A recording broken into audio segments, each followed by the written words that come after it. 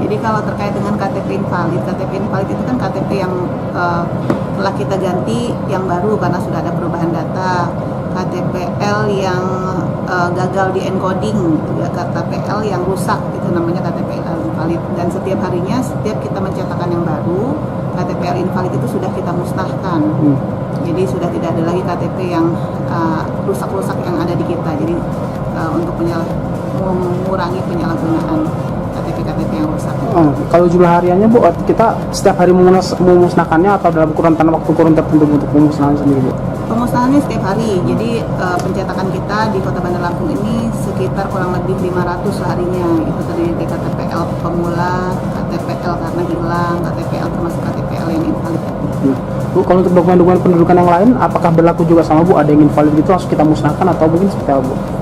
Ya, kalau terkait dengan dokumen yang lain seperti kartu keluarga, ya akta kelahiran, seperti itu kita simpan ke dalam gudang. Ada gudang untuk menyimpannya. Selain itu juga kita simpan dalam bentuk digital, tidak kita musnahkan.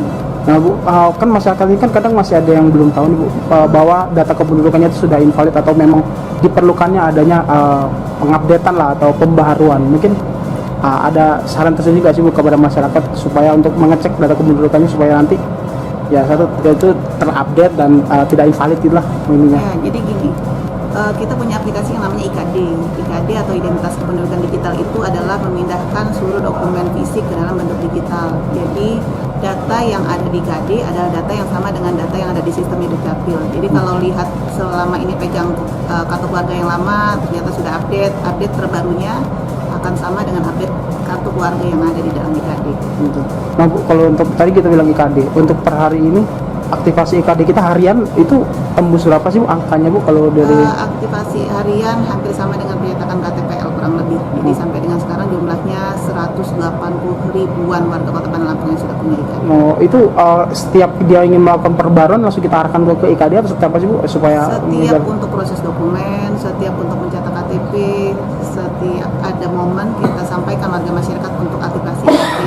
Pentingnya supaya masyarakat mengetahui kondisi data kependudukannya seperti apa melalui aplikasi IKD. Misalkan yang bersangkutan saat ini memegang kartu keluarga yang jumlah kartu keluarganya ada suaminya, ada istrinya, ada anak-anaknya gitu ya. Ternyata suaminya mengajukan pindah tanpa sepengetahuan istri. Nah, itu bisa kita cek melalui aplikasi IKD.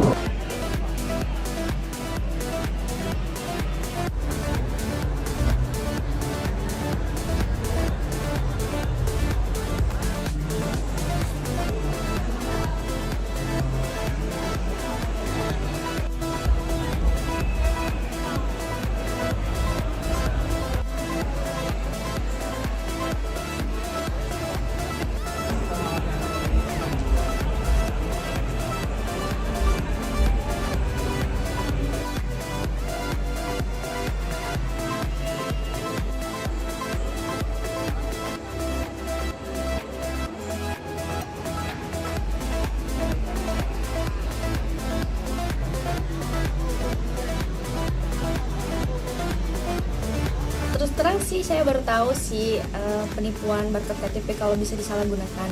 Awalnya sih aman-aman aja, saya kan sempat kirim ke teman-teman saya, itu nggak ada masalah. Tapi ya khawatir juga.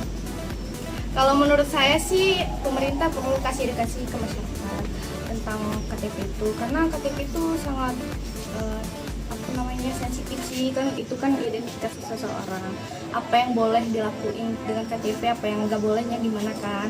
Jadi banyak yang sekarang ikut-ikutan aja, jadi itu perlu dikasih tahu, karena disuruh-suruh pindah-pindah aja gitu kan, jadi ikut-ikutan doang. Banyak dari kami yang tidak tahu soal itu. Oh, gaptek ya? Iya,